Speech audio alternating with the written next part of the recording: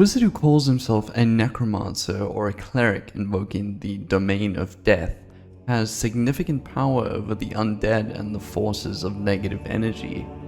But a Dread Necromancer, that is their true master, a result of dedicated, devoted study into what lies beyond this mortal coil.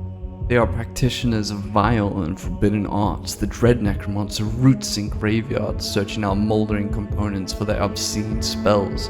They call upon the restless, tormented spirits of the dead, seeking their arcane secrets. Calling upon a relatively ambiguous source of power, whether you believe it to be innate, divine, or learned practice developed over countless hours, galvanized by horrific actions to create obscene machinations of the dead. Perhaps you're a consummate villain, or perhaps you're the tortured hero whose obsession with death leads them along questionable moral paths. The Dread Necromancer thrives in an environment hidden from, well, most good-to-do people. On the Dragon's Neck, they're an ambitious class designed to allow those who prefer a darker, less pure path to truly play the way they wish to. Whatever the case may be, your identity as one of these must be kept a secret from everyone else, lest you risk being cut down like those you summon. Dread Necromancers have several abilities that their class revolves around.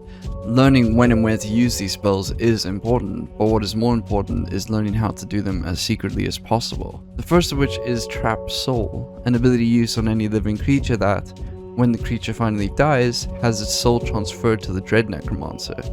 These souls are then used to create Dread Gravesites, which are a staple of the class and something that will be used plentifully throughout their lives.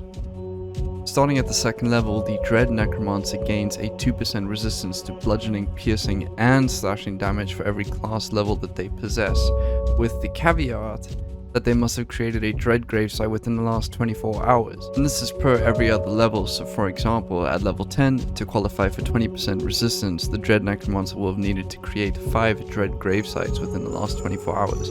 It pushes you to be active about creating these Dread Gravesites. And next up we have the Charnel Touch, which is a melee touch attack that the Dread Necromancer can cast on any targetable creature.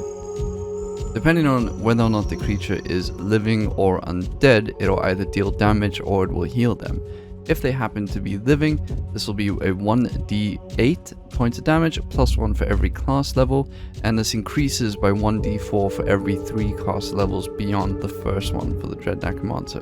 However, if the Dread Necromancer uses it on the undead, this will heal the undead targetable creature for 1 for every class level that the Dread Necromancer possesses. The spell has unlimited uses per day. Although they do possess a host of other spells that I won't get into now, the general theme of the Dread Necromancer on the Dragon's Neck is holistically one of being a one-man army of sorts.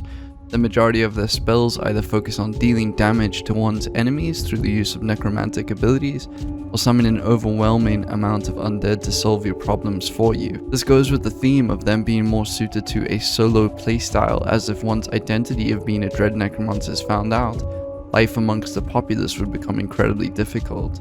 They must maintain a good amount of Dread Gravesites and risk defending them at a steep cost. Dread Necromancers can summon a small army of undead to help them throughout their time on the Dragon's Neck, and they are given abilities with unlimited cost to heal said undead. You have no shortage of different avenues to play a Dread Necromancer. Though this may make them seem incredibly powerful on the surface, keep in mind it is to facilitate the role-playing consequences of playing one.